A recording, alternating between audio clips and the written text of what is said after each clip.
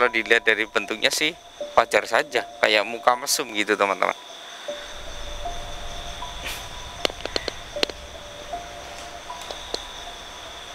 Kenapa kamu tega melakukan itu?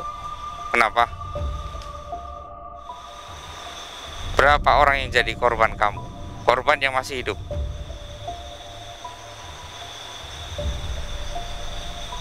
Lebih dari 25. Astagfirullahaladzim. Astagfirullahaladzim. Yang mati berapa?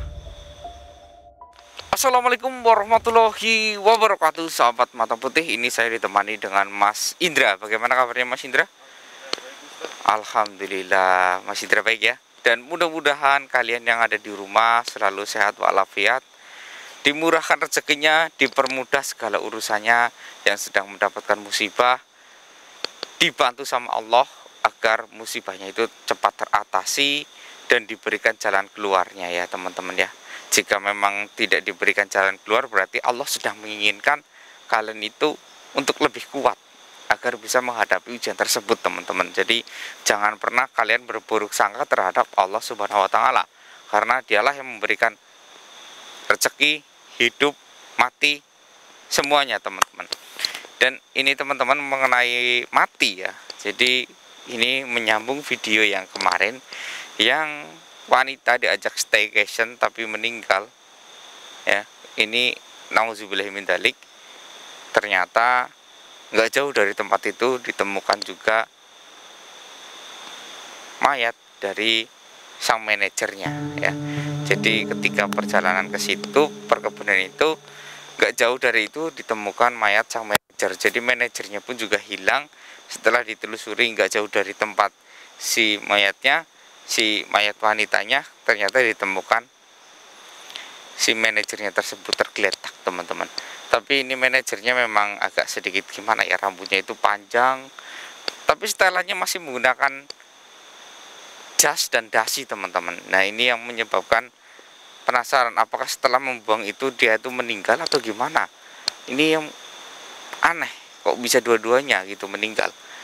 Ini kelanjutan dari video sebelumnya yang wanita meninggal, infonya itu karena dikira digigit ular, tapi karena memang sengaja dibuang di situ, tapi di situ ada ularnya gitu teman-teman.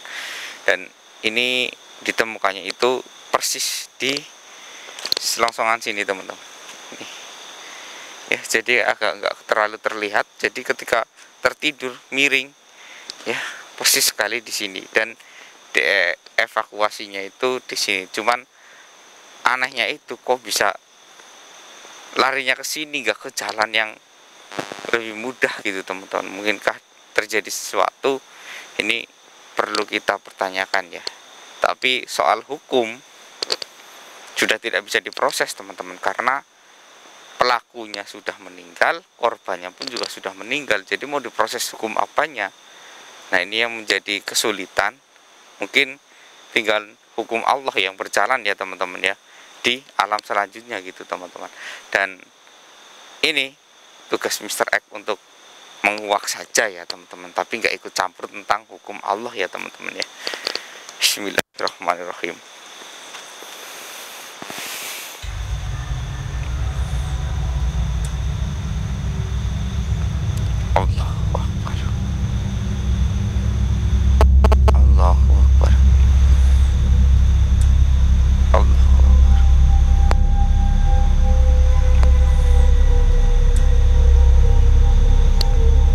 Datanglah kemari.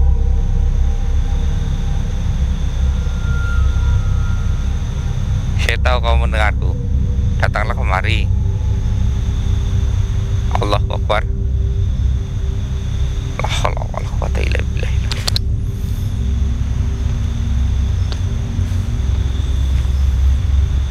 Dia nggak mau ke sini, tapi dia berada di sekitar sini teman-teman. Ini yang menjadi aneh. Dia nggak mau ke sini, tapi dia berada di sekitar sini. Tapi saya merasa kok agak ke sana ya Bang Indra ya.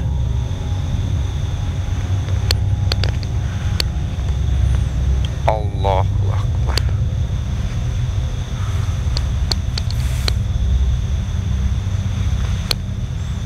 Hadir.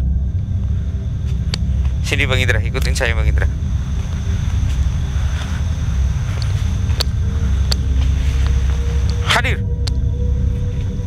Allahu Akbar.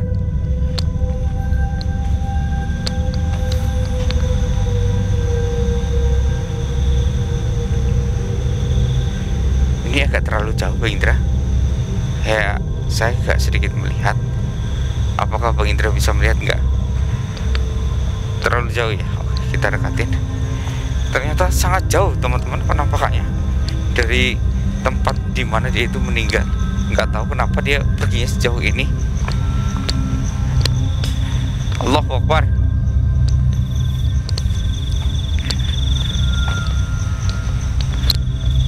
Oke, sini Bang Indra. Bang Indra sini. Lihat nggak? Kita dekatin aja. Astagfirullah.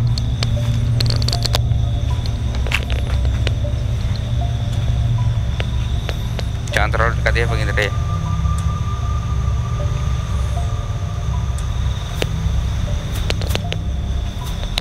Kenapa nggak mau ke sana?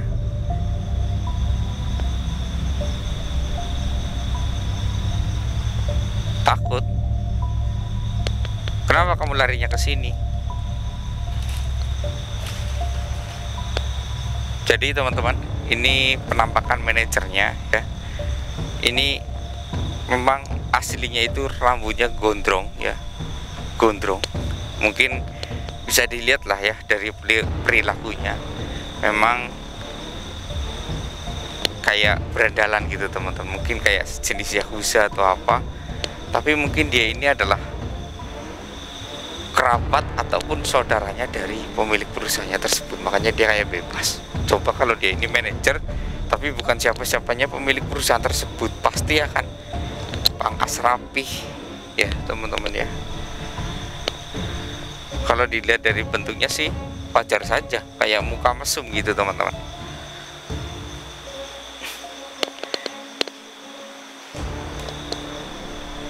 Kenapa kamu tega melakukan itu? Kenapa?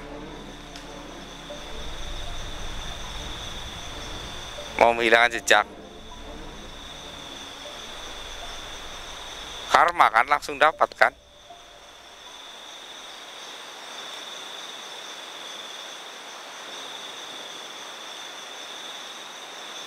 Berapa orang yang jadi korban kamu?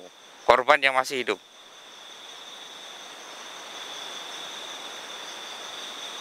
Lebih dari 25. Astagfirullahaladzim. Astagfirullahaladzim. Yang mati berapa? Oh, hanya satu. Jadi teman-teman, ini korbannya itu lebih dari 25. Yang mati itu satu. Mungkin kriterianya saya nggak tahu ya. Seperti apa kriterianya yang kamu jadikan sebagai korban? Oh, yang cantik, seksi, dadanya besar. Astagfirullah. Dengar sendiri kan teman-teman ya. Dia maunya yang seperti itu. Ini makanya kalian yang bekerja di sebuah perusahaan, saya minta tolonglah jangan terlalu mempertontonkan tubuh kalian ya. Misalkan payudara kalian besar, ya gunakan baju yang agak sedikit longgar untuk menutupinya gitu teman-teman ya. Misalkan kayak badan kalian terlalu seksi ya, pakailah sedikit longgar, jangan terlalu membentuk tubuh kalian terlalu ini ya teman-teman. Soalnya itu akan mengundang syahwat bagi para pria teman-teman. Nah, itu akan menimbulkan keburukan ya. Jadi pakailah pakaian sewajarnya saja, jangan terlalu ketat. Misalkan tadinya kalian kurus kok tiba-tiba gemuk, ya ganti style, beli lagi atau jahit lagi gitu teman-teman.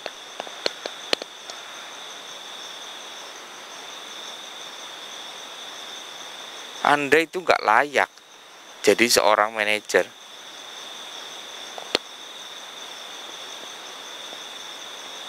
Penampilan Anda aja awut-awutan kayak gitu, perantakan. Oke, saya nggak akan bahas itu. Kenapa kamu bisa meninggal?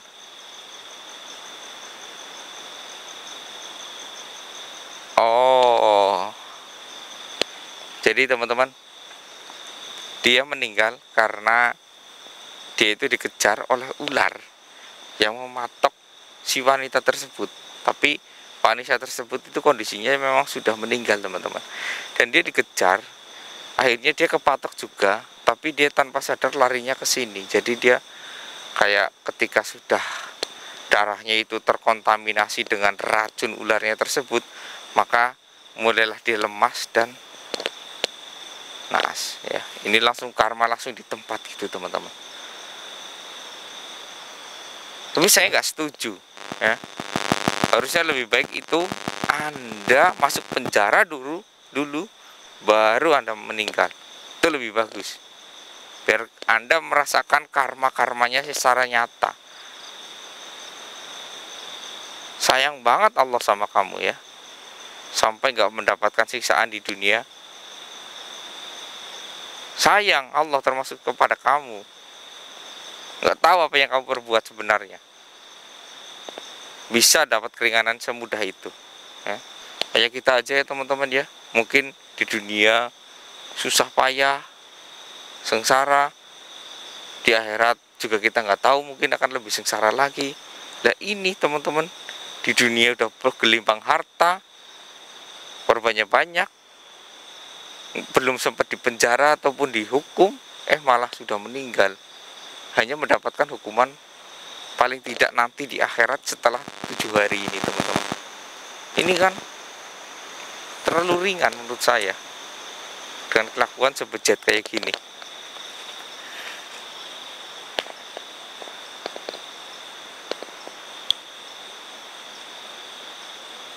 Apa?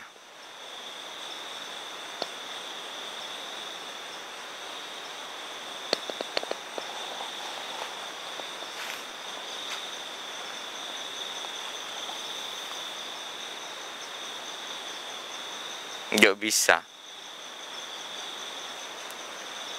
Oh, siapa? Siapa namanya? Oh, iya iya iya. Jadi gini teman-teman ya. Ini sesuatu hal yang cukup unik ya. Ternyata wanita-wanita yang jadi korbannya bapak ini adalah syarat dari pesugihannya bapak ini, teman-teman ya. Karena supaya dia itu jabatannya tetap naik di atas, dia itu harus setiap tahunnya, setahun sekali, itu harus mencari mangsa ataupun meniduri wanita lain, teman-teman ya. Dia itu harus setiap tahun berganti meniduri wanita lain. Nah, ini yang dilakukan oleh bapak ini, pesugihan dengan dukun ya. Tadi dia sudah menyebut nama dukunnya, sudah saya genggam namanya siapa ya, akan saya cari dia untuk tidak melakukan hal ini. Nah, jadi kita percuma kalau menghancurkan yang kecil-kecilnya ataupun anak didiknya. Yang jelas kita harus hancurkan dari akarnya ya. Kalau kalian mau menumbangkan sebuah pohon, maka hancurkanlah akarnya, maka yang atas akan tumbang. Tapi beda jika kalian menghancurkan yang bagian atasnya dulu, maka akarnya akan tumbuh lagi. Seperti itu. Jadi harus diambil dedongkotnya, teman-teman.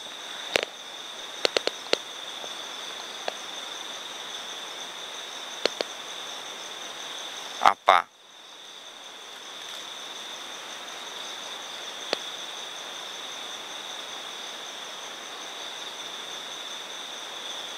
Astagfirullahaladzim. Saya penasaran siksa apa yang akan diberikan kepada kamu ya. Setelah 7 hari peninggalanmu, maka kamu akan merasakan sesungguhnya. Dia nggak menyesal, teman-teman. Padahal sudah meninggal, tapi dia nggak menyesal. Astagfirullahaladzim. Ini lebih parah dari makhluk yang seperti Dajjal ini, teman-teman. Astagfirullahaladzim.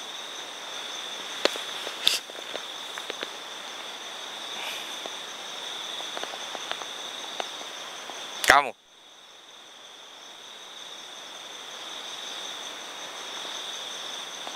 Bismillah.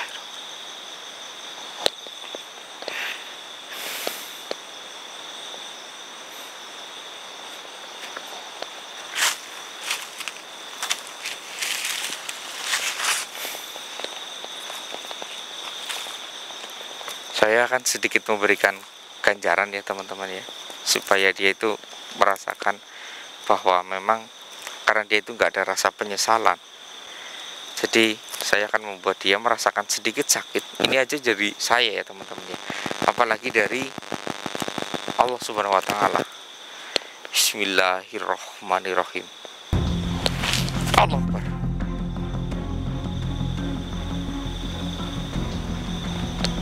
Bismillahirrahmanirrahim. Allah Akbar.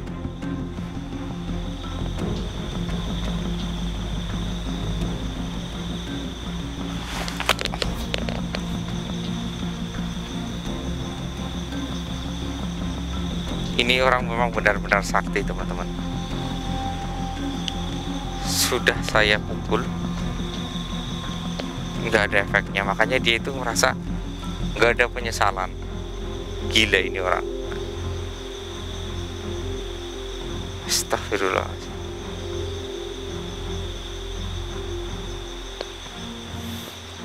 Saya minta pergi dari sini. Saya nggak mau melihatmu lagi. Kamu adalah manusia yang paling laknat yang pernah saya lihat. Nggak ada penyesalan sedikit pun. Bahkan ketika kamu sudah meninggal. Pergi atau enggak? Saya nggak mau melihat kamu. Dan saya nggak akan mendoakan kamu. Pergi. Alhamdulillah. Jadi saya hanya menggertak teman-teman.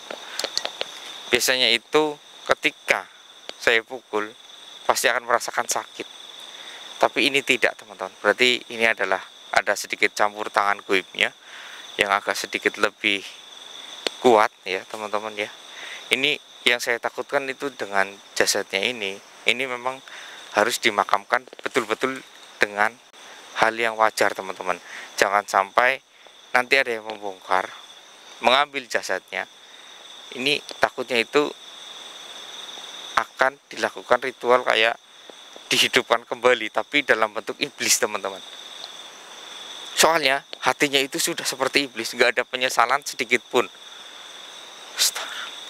Ini baru pertama kali saya melihat hal seperti ini. Dukun aja yang sangat sakti, dia itu ketakutan teman-teman ketika berhadapan dengan malaikat, berhadapan dengan kematian. Ini tidak teman-teman ya.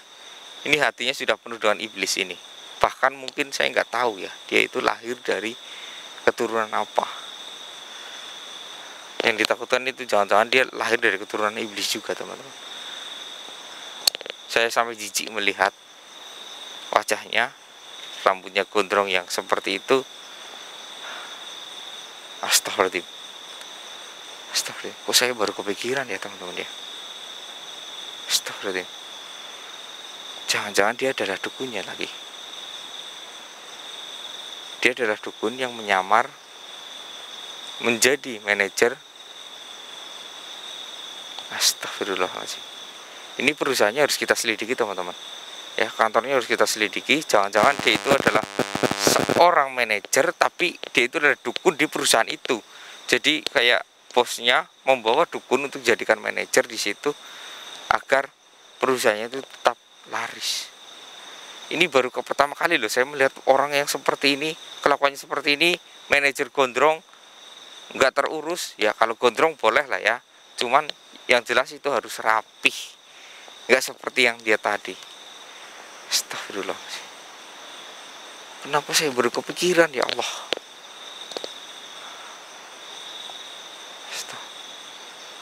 Ini kita harus selidiki ya perusahaannya. Tapi bentar.